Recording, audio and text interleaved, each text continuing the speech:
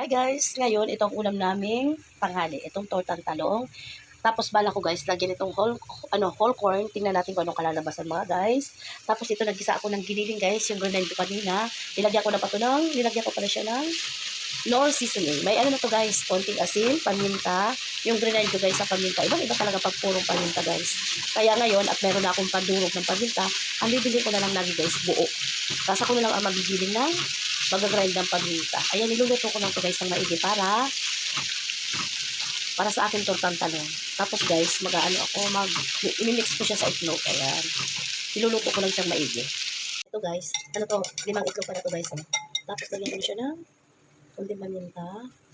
Saka yung ating konting bechin, mga guys. Ayan. Tapos, konting iodized salt. Tapos, ito na siya guys. Mix na natin. Tapos, ilalagay ko dito guys yung ating giniling. So, ilalagay na natin itong giniling dito sa ating loob. Ayan.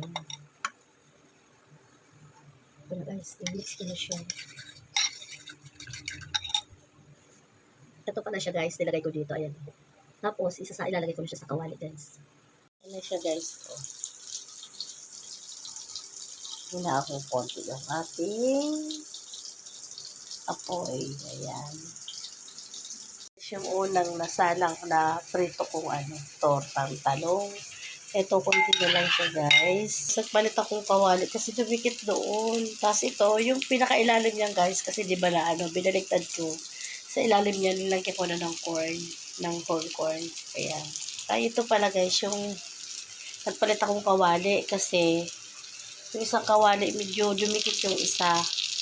Tapos, may mais na yan guys, yung whole corn na nasa lata. Kasi pag baliktad ko, umano na siya. Nasa ilalim na siya guys. Kain na tayo! Kain na mga guys! Dali na, baby, kain na!